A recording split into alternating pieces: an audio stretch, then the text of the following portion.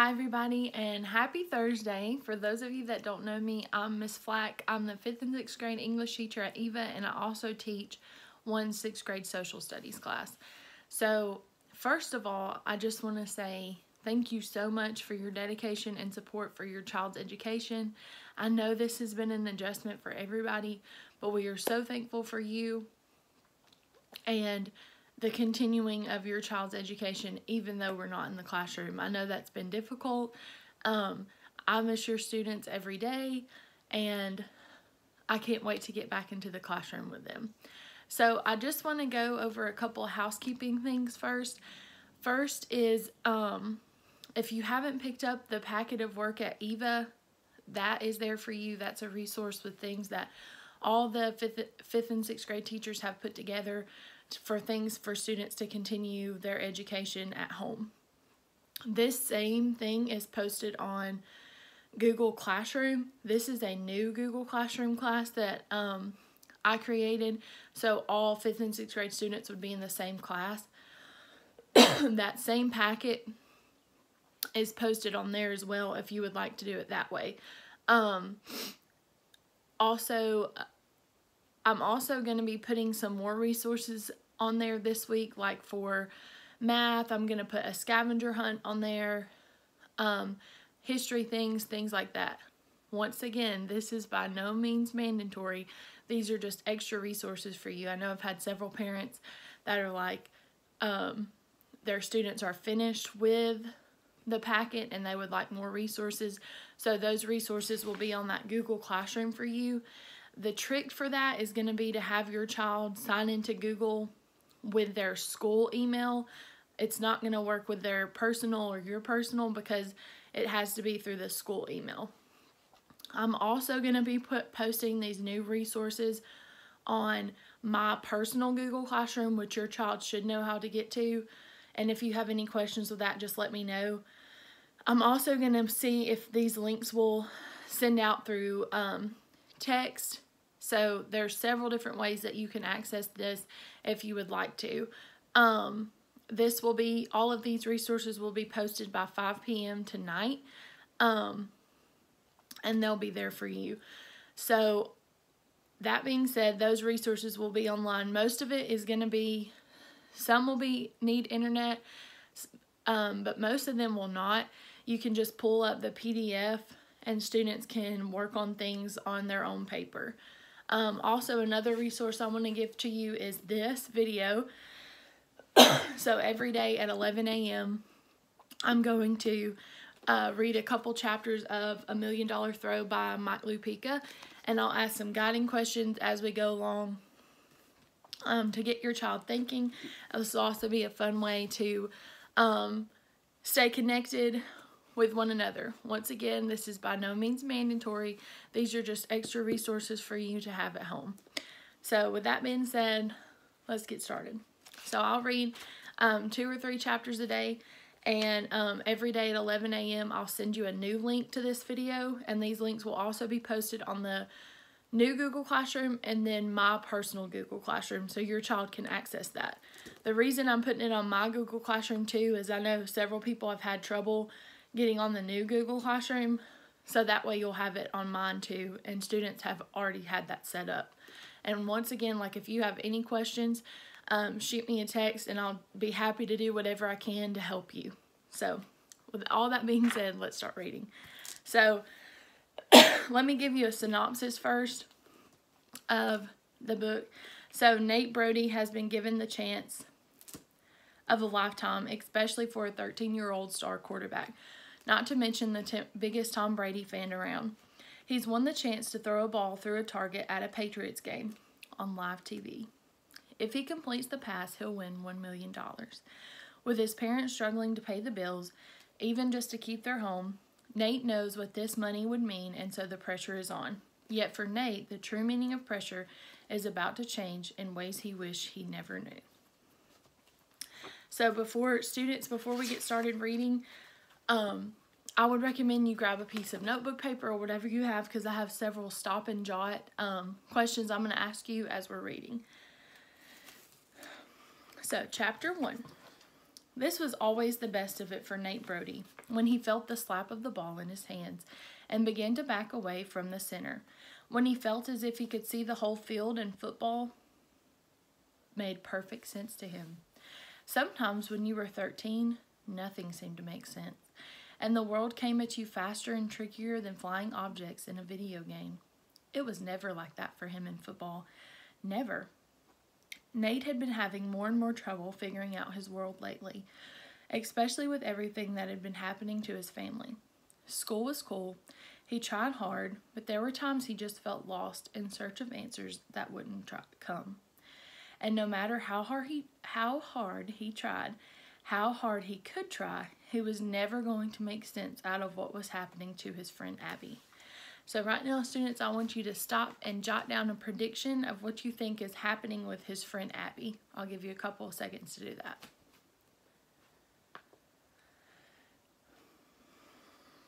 All right. But on Saturday morning like this, underneath all the sun and blue sky, with the guys in line already into their blocks, and Nate feeling as if he had all day to throw the ball, feeling that weird, calm way he always felt in the pocket, he had all the answers. So the pocket is when the quarterback drops back behind the center, which is the person that gives him the ball on offense. So the pocket is right behind center. So he'll stay there, and that's where usually they'll make their passes unless they run out of the pocket. So football was like this for Nate Brody. As he scanned the field now, he recognized one of those answers he instinctively knew. Pete Mullaney, his favorite receiver, was about to break into the clear. Once he did that, Nate knew Pete was going to run all day.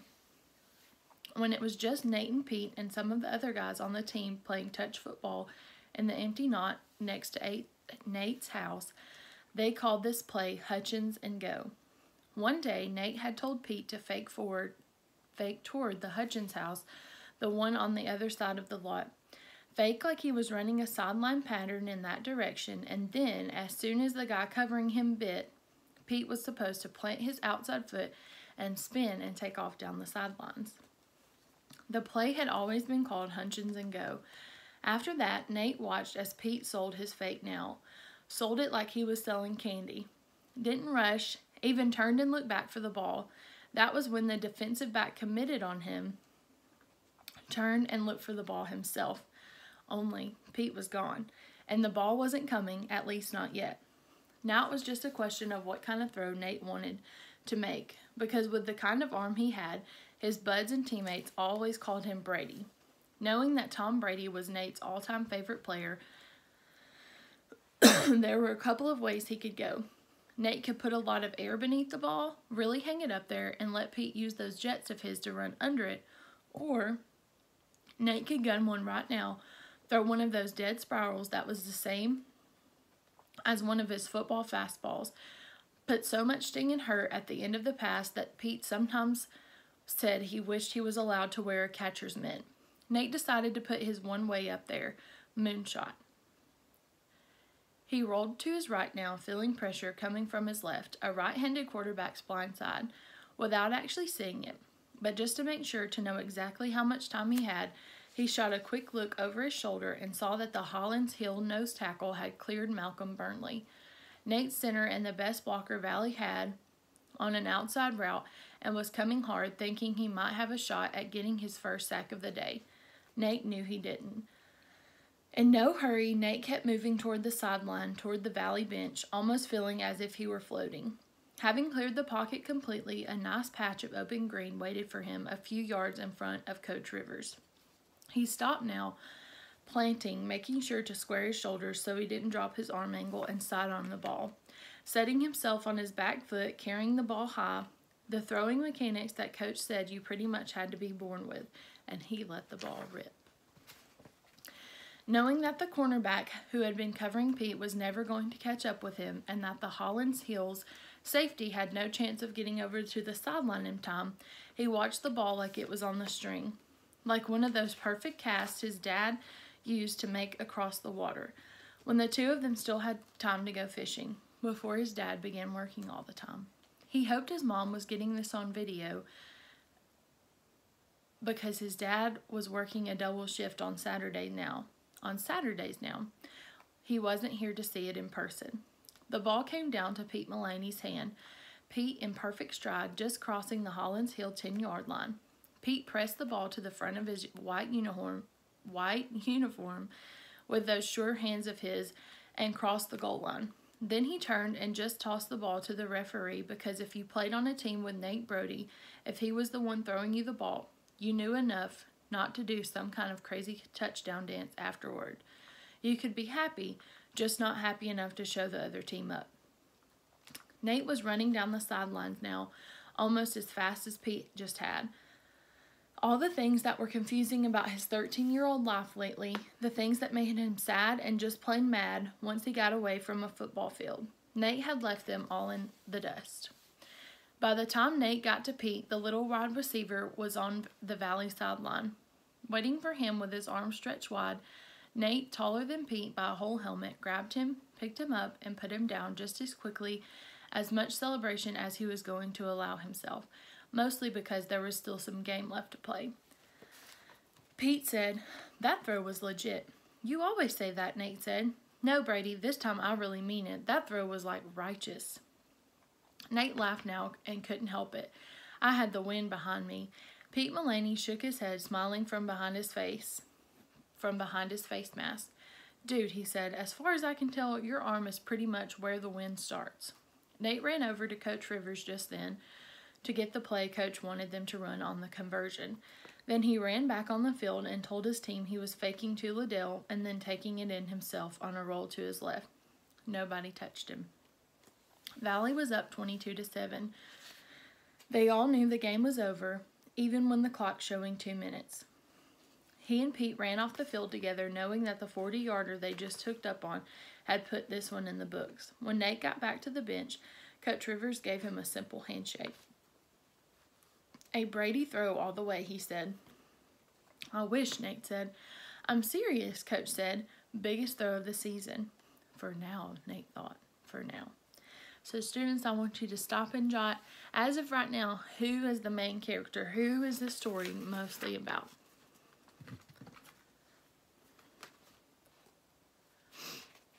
All right, Chapter 2.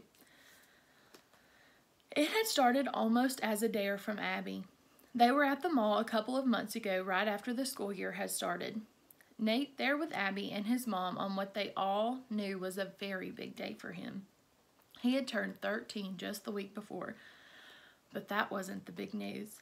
The big news was that after more than a year of saving up birthday money from relatives, Christmas money, and allowance money, Nate finally had earned enough for his share of the football.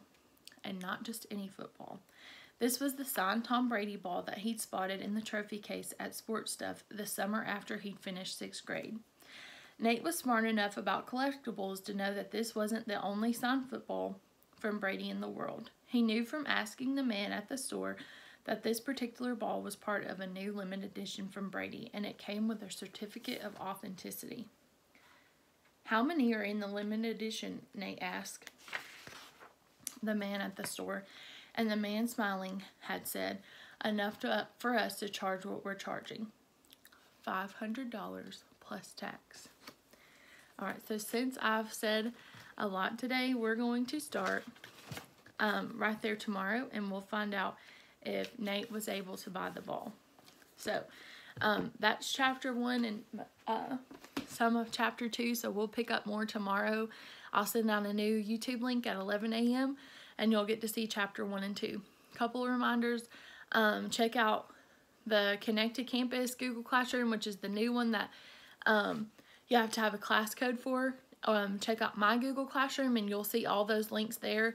The trick is you have to sign in with your student email to be able to have access to both of those Google Classrooms. Also, those new resources will be posted by 5 p.m. tonight, so check those out. And if you need anything at all, just let me know and I'll be happy to help. One of the things that I'll be sending out is a scavenger hunt, and that's a simple scavenger hunt with things that you mostly have at your house. So I would love, if you get the chance to do that, to send me pictures of those. Send me pictures of the students doing that so I can see that. Thank you again. If you need anything, don't hesitate to ask. And I will see you all tomorrow.